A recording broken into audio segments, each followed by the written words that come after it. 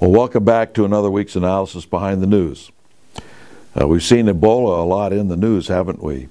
And of course, the forces that be are not going to leave any crisis go to waste in the way of providing more draconian things for the American people. Quarantines, for instance, when they're not necessary, scaring us all to death. You know, there's probably more people that have died from flu shots to prevent getting the flu that have died from Ebola in our country. You might think about that. I don't know if you noticed it over the weekend or not, but the regurgitated communist terrorist got reelected again in Brazil. And they said that they had a conservative challenger that almost beat her. Well, this conservative challenger was one of the leaders in the Social Democrat Party. Well, Social Democrat means socialist. So you had a communist terrorist, ex-communist terrorist, running, and a socialist running, and the victory that everybody is touting in Brazil was for the communist terrorist. Interesting, these young people they show in this photograph are holding up photographs, all of them, it's mass-produced photographs of what Rousseff looked like when she was a communist terrorist, rather than what she looks like today, which I find kind of interesting. But at any rate, we've always told people to go and look on Wikipedia, find out what party's in control in various countries in Latin America, then go to those parties' websites and see for yourself what they stand for. Only about 4 nations, maybe 5, are not out-and-out communist in Latin America today, particularly South America. And that does not bode well for the future of the United States, particularly getting involved in trade deals and all manner of situations of that nature. We also had an election in the Ukraine over the weekend. And of course, they're touting the fact that the pro-Western forces got elected. Pro-West parties poised to sweep Ukraine election. Well, this is kind of interesting, because when you look at this whole Ukrainian situation, it's obvious that they're pushing the Ukrainians into the European Union by everything that they're doing.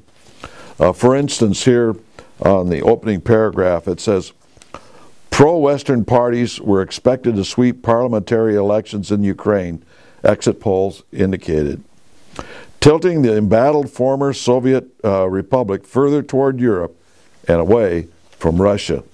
And of course, one of the things that's caused them to move away from Russia is the fact that they have been battling pro-Russian forces in the east part of the Ukraine.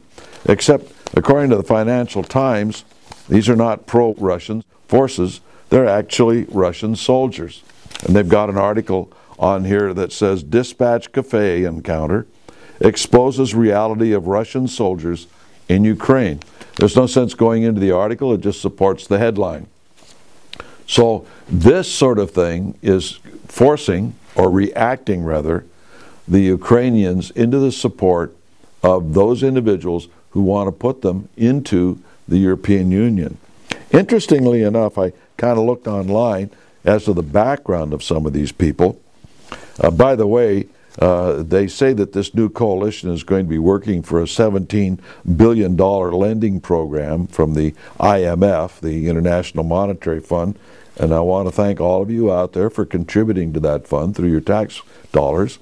But that's the way these guys work. And by the way, all of these people that are involved in the upper echelon of Ukraine come from banking backgrounds. It's very interesting.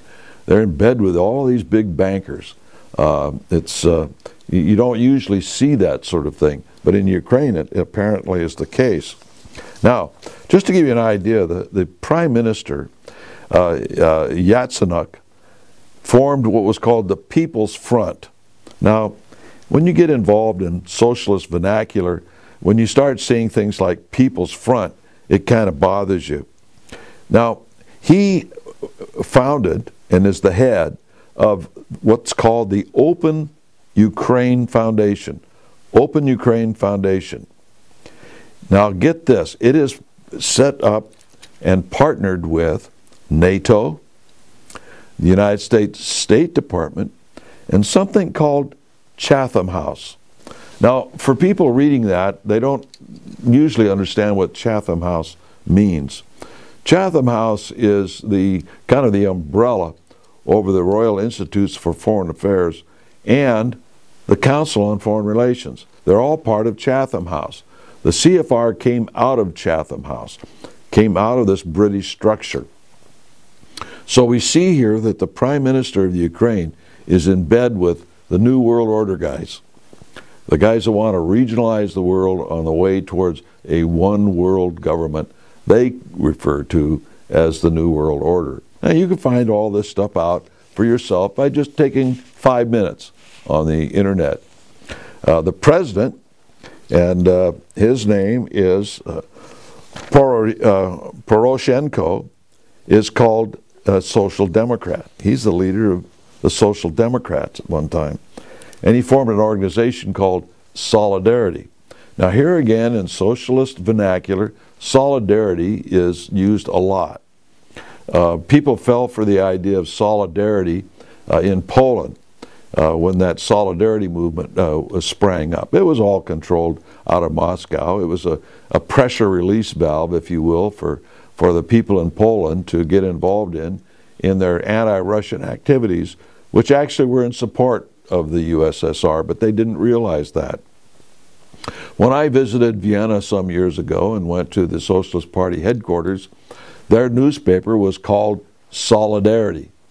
So you see all of these things.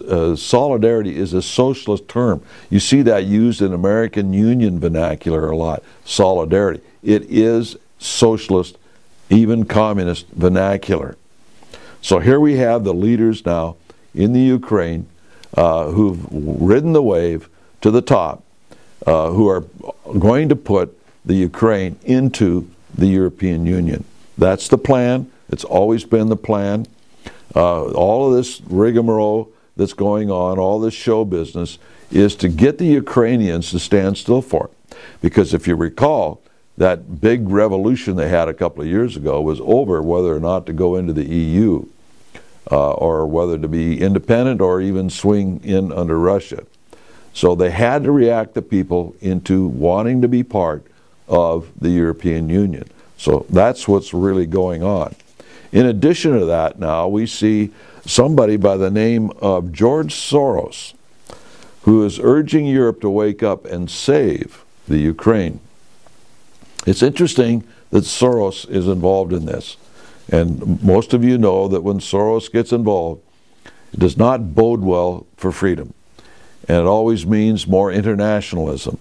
So if he's talking about saving the Ukraine from the big bear Russia, then we better wake up as to what's going on here.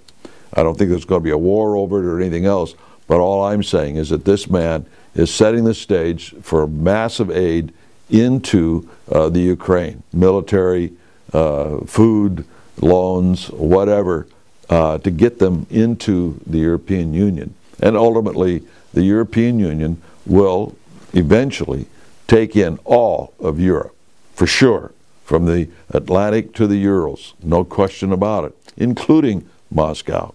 But Moscow will be the main hub of that orbit in the long run. By the way, and just in conclusion, I saw in the Wall Street Journal last Thursday, the Kurdish rise helps West, worries Turkey.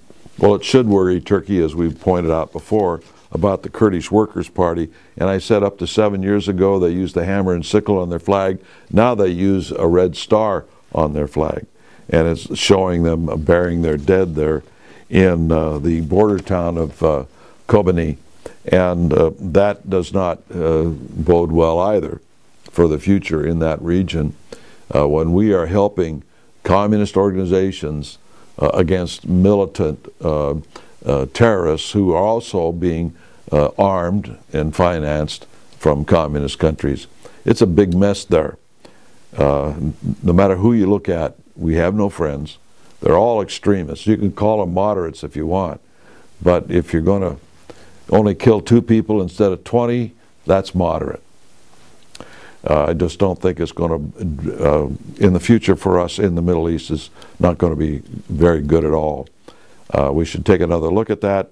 I don't see why we're supporting any of them. They're killing each other. They're not coming after us until we go after them. And if we left them alone, I think maybe a few of these people would calm down. And by the way, in regard to that, here's another situation that they're pulling in the United States in the name of the lone wolf terrorist. How do you stop a lone wolf terrorist? There's only one way you can do that, and that's control everybody. Because a lone wolf is not controllable. So in the name of a lone wolf, they will find new rules, new regulations on the internet, in travel, etc., on all of us in the name of stopping that type of terror. Until next week, we'll see you then.